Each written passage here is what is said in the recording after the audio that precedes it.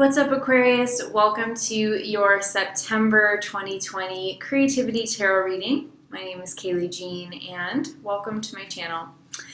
I record these readings for artists, entrepreneurs, and anyone who's working on their personal growth, self-expression, or spirituality. So those are just the areas of life that my readings tend to be about. If that's intriguing for you, definitely go ahead and keep listening. I also like to say really quickly that you can use these readings for your sun, moon, or your rising sign, and it's also possible if sometimes none of them resonate, particularly in the beginning of the month, because these are just, collective energies. So when you come back to the reading at the end of the month, sometimes it makes more sense, sometimes it doesn't. They are just general readings, and it always kind of depends on where your specific story and your specific themes are showing up in the collective. All right, Aquarius, wow. So while I was tuning in for you, I kept seeing almost like little flashes of a symphony of people just playing instruments, and it had a very uplifting feeling to it, I have to say. There's just a sense of maybe music being very healing for you this month, or perhaps even, studying music or playing a musical instrument, or maybe even in a broader sense, this is about the satisfaction that comes when you are mastering something. Because there's really a feeling of mastery with the images that I was getting and the music and everybody in the symphony, playing their notes and the perfect timing, and how just beautiful it is that such a large group of people can get together and harmonize.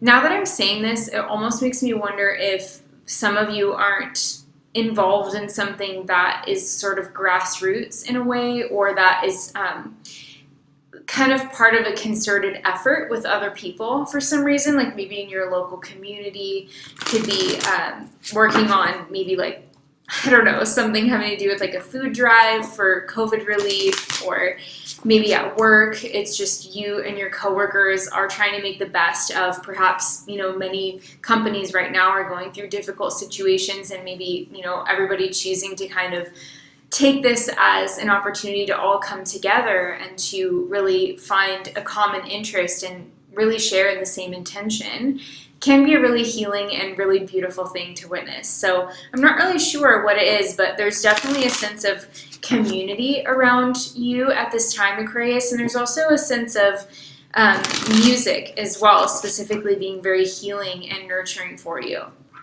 So those were the kind of insights I was getting through the meditation. Let's go ahead and take a look at your cards, and we will get some more information.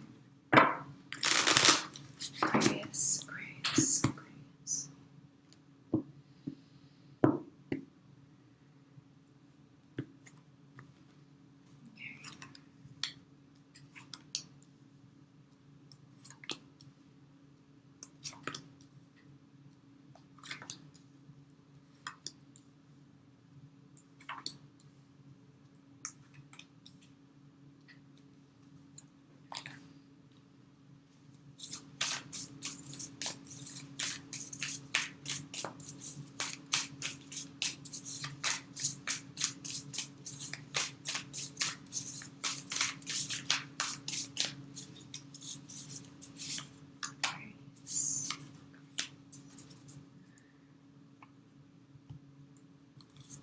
And I'm going to get you a Bob Ross message from the Bob Ross Oracle.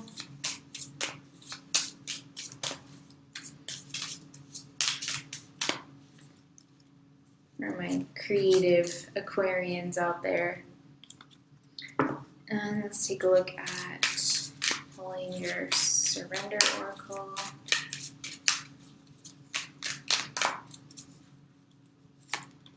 There's that. And I'll pull you a card from the Sacred Destiny Oracle.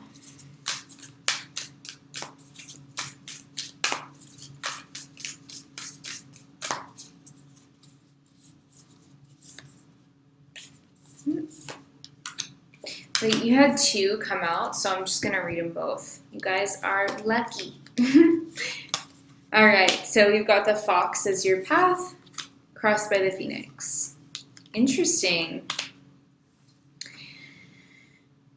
One of the things that has become kind of a very strong correlation for me with the Fox card is the fact that foxes are kind of, I'm pretty sure they're sort of monogamous creatures, right? So they kind of have their little pair bonding or their little family unit, and they sort of go off with them. And they're also very independent as well. So there's something here about, I want to say, that's immediately striking me. The word that's coming to mind is commitments. But it's not necessarily only about commitments to other people. Aquarius, it's also kind of your commitments to yourself. Like, that's kind of the feeling that this card is giving me right now. And if you've been following my channel for a long time, maybe you've seen me pull this card before, but I don't feel like I've gotten this exact feeling with it in the past. But I almost feel like there's this wise, sort of cunning side of you that is being indicated here. And it's really about what you agree to do for yourself. Like, what are the things that matter to you in your life, and what are the things that are worth you getting up every day, through thick and thin, good weather, bad weather, feeling healthy and strong versus, sometimes not feeling so great, but getting up every day and showing up and doing your work anyway. Like, there's something about that this card that's making me feel like the discipline that you have within yourself, Aquarius. You can be a very disciplined sign. You're sort of known for kind of having an abstract ability to recognize what would be right or meaningful, and then just completely commit yourself to that, right?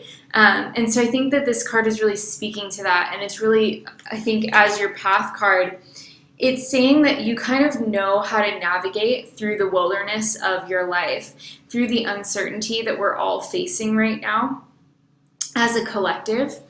I feel like the Fox card is kind of talking about your cleverness, your intellect, and also your commitments, your commitment to seeing things through.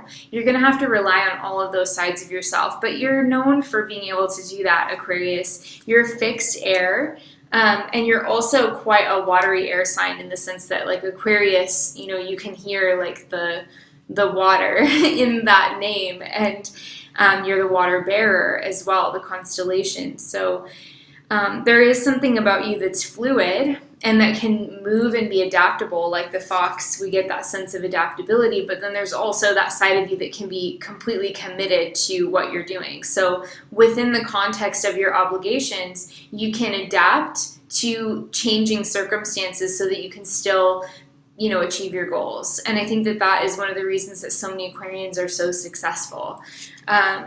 I know this is going to sound really funny, but one time I was interested in just figuring out how many of each zodiac sign had won the reality TV show Survivor. Don't ask me why. It was just like a silly zodiac interest moment for me. And when I read that, which was years ago, I think it was like 70% of the winners were Aquarians.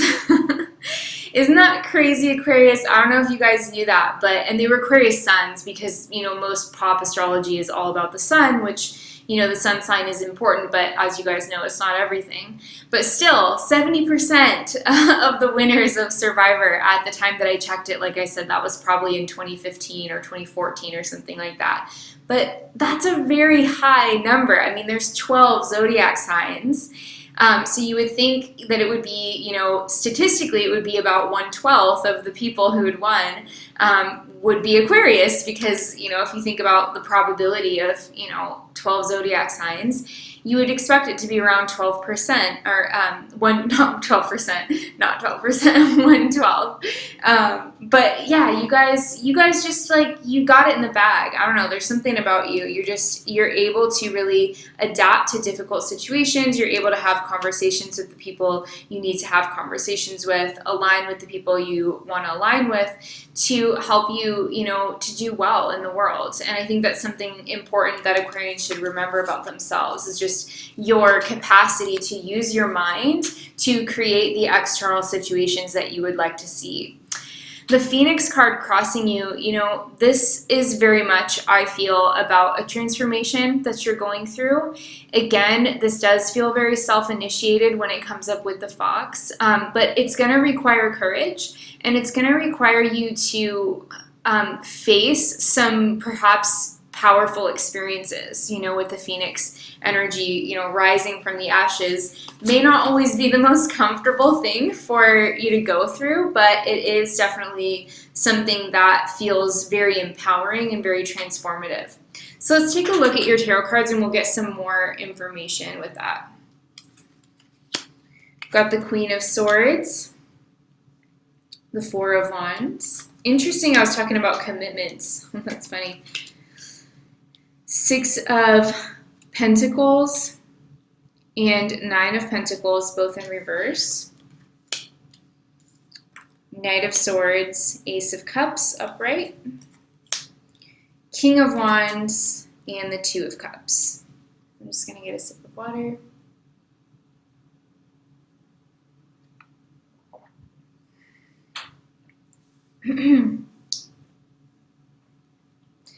Well, the first week of September, you've got the Queen of Swords and the Four of Wands. So it's interesting because when I see this Queen of Swords, I feel like this is definitely representing your energy, whether you're a male or female Aquarius.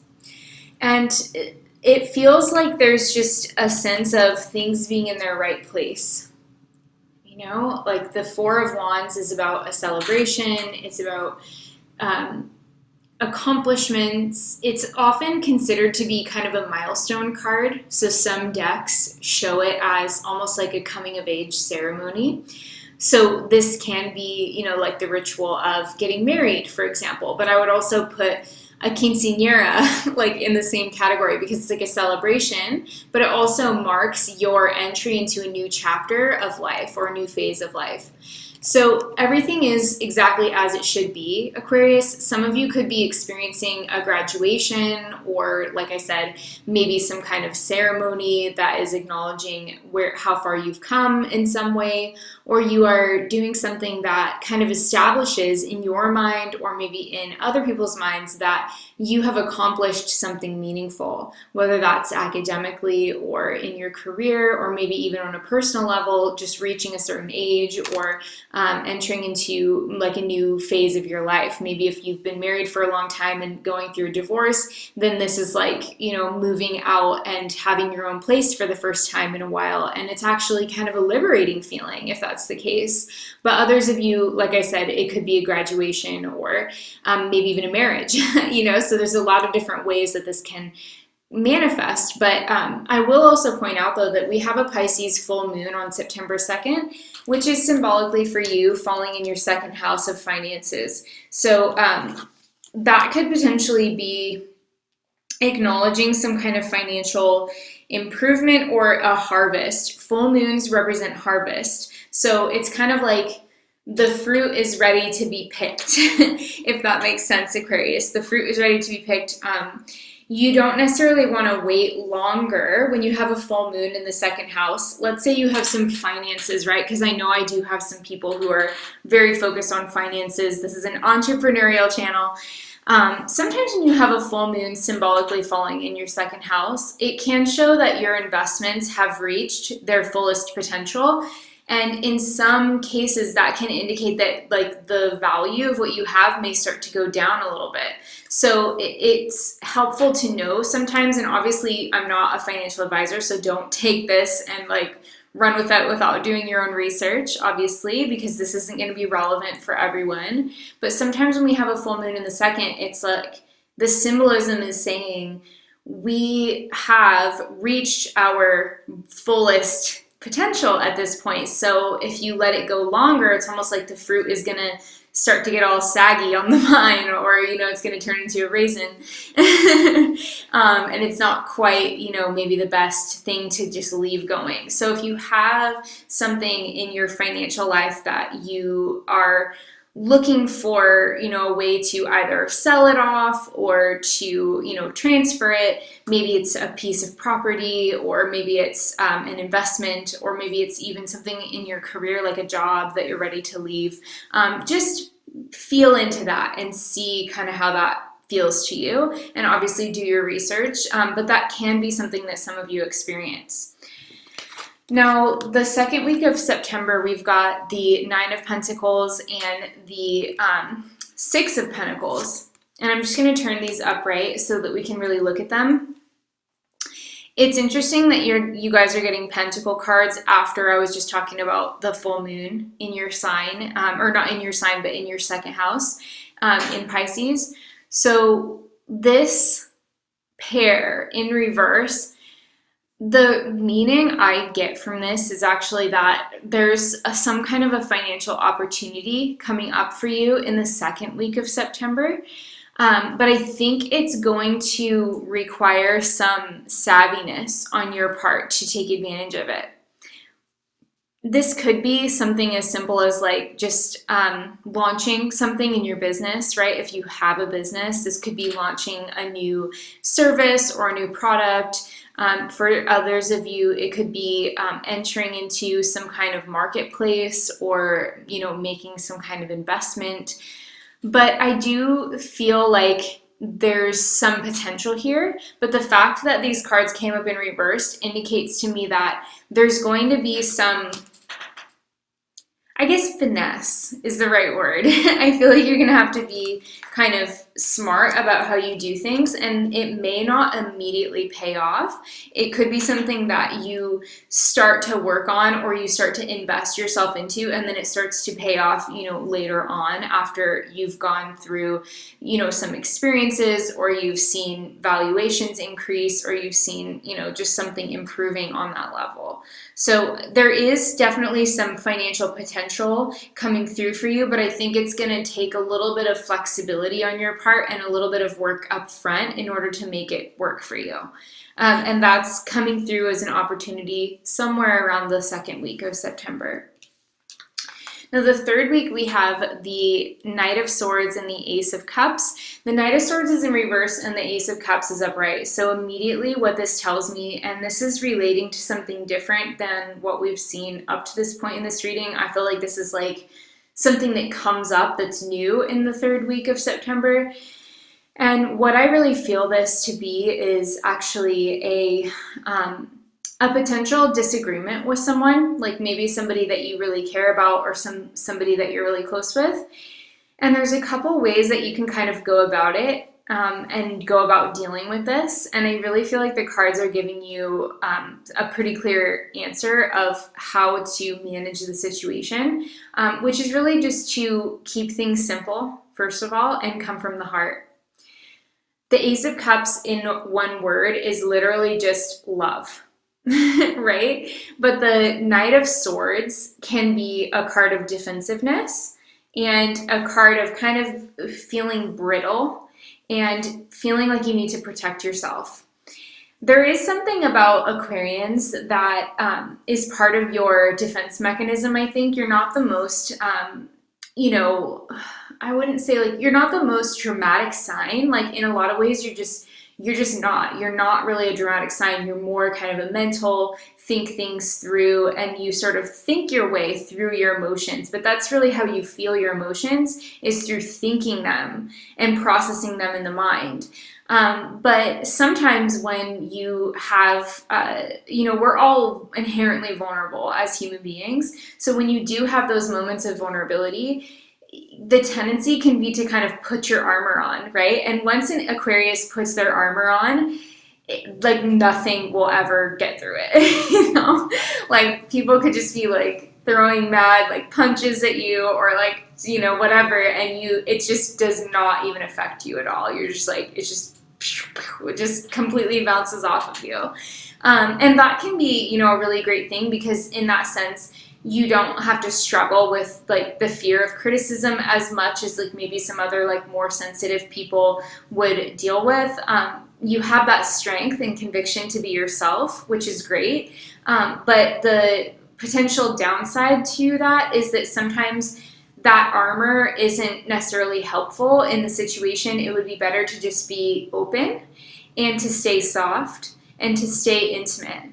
You know, especially if it's a disagreement or something with a partner, like a love interest or a relationship, you want to really find a way to stay fluid and stay open, stay in a receptive place, and really be able to hear the other person out and, you know, hopefully them be hearing you out as well.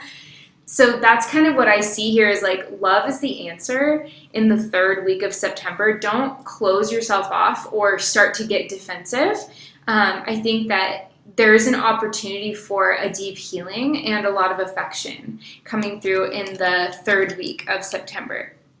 So that's kind of like what I'm seeing there, is just keep it simple, stay in your highest self, Aquarius. Like anytime we have a disagreement, it's really easy to kind of go on the level of the ego to try and solve it, right? That's like our natural thing to do as humans. But this, I feel, is an opportunity for you to stay in your higher self, right? With the dove up here, symbolizing, it's kind of like I almost see that higher self symbolism in that. It's like stay in more of a general place even, you know?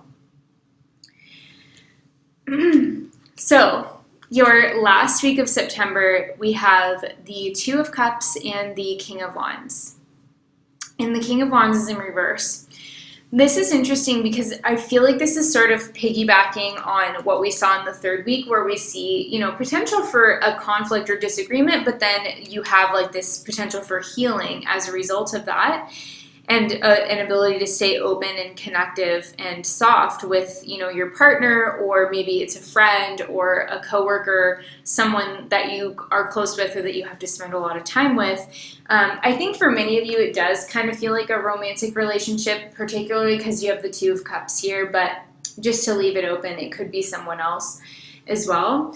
The King of Wands in reverse with the 2 of Cups, to me, symbolizes a need to kind of take a break from excessively putting your energy into things that feel productive and spending a little bit more time nurturing the relationships in your life.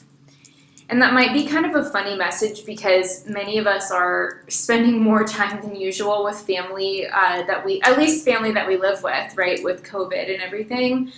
But I feel like maybe there's a difference between, you know, quarantining with someone versus actually really spending quality time face to face with them. You know, like maybe play a board game instead of watching Netflix a couple of the nights of that week, or, you know, go for walks or do something, you know, go out to a nice dinner or just talk more. I don't know. I just think there's a potential for a lot of joy for you, but it's coming in it's coming through in the people that you're the closest with, really, is what I'm getting with that. And that's why the King of Wands is in reverse, because the King of Wands is very like career focused, which is great. You know, I mean, that's what my channel's about. That's what my whole like thing is about in life in a lot of ways. It's just creativity and exploring, you know, self-expression and all of that. It's really important, but also family is really important, and being able to have, you know, those special moments, even if it's with your dog or your cat, you know, like sometimes I think we just take those things for granted, and we can just be scrolling through social media and your partner is over there and they're scrolling through social media, and you might have, you know, a couple of cats that are just like lounging. But, you know, it's also nice to like bring everybody together and like actually be interacting more. So it's kind of the thing that I see as a theme for you that's actually going to be really nice and nurturing for you, Aquarius. So try and spend more time with the people that genuinely uplift you this month and really make space for those relationships. Let's take a look at your Bob Ross message for my artist Aquarians out there. He says, "It's life. It's interesting. It's fun." Oh my gosh. This almost makes me wonder if, like, I don't know why, but like this is really funny because we're talking about relationships and family and we're talking about this kind of stuff and then we get this and it almost makes me wonder if your family life or something about how your life is set up is sort of unique, right? It like that's what this makes me feel is like embracing maybe a unique family structure or a unique kind of characters that you have in your life and just appreciating that. It's interesting. It's fun. Okay, so your surrender card is surrender to your soul's path. And I'm going to read it. It says, your life journey has been perfectly designed for your soul's growth. Embrace every lesson and every moment.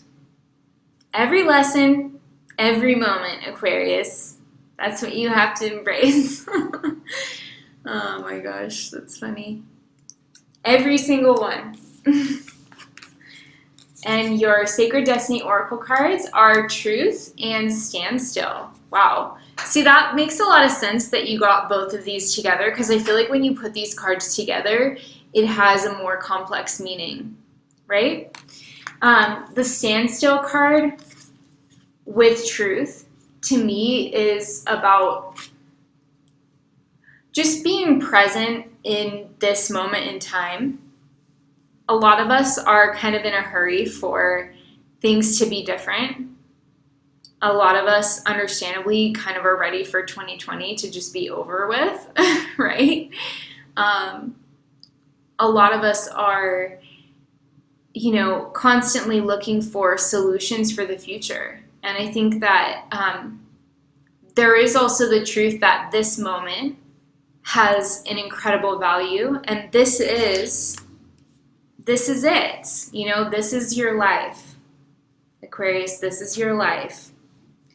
Your unique situation that you're in right now isn't going to be your situation always, just like it hasn't always been. You've changed and grown, and your life experience has evolved along with those inner changes that you've gone through. So that's going to continue, but in a broader kind of like meta sense, this is it. This is life. And I think when you really sink into that, it's almost hard to communicate it, but when you sink into that feeling, like, this is it. This is life. I feel like there's something sort of magical that happens where you almost reset your energy. I don't know if you guys can feel that. Let me know in the comments if you feel it too, but I'm feeling it just as I'm saying it. It's like we are always waiting for something. It feels like we're always waiting for something. And this is it. There's nothing to wait for. So it's just funny. This is just a really funny, rambly end to your reading. But this really is it. We're always going to be growing, obviously, and setting goals is important.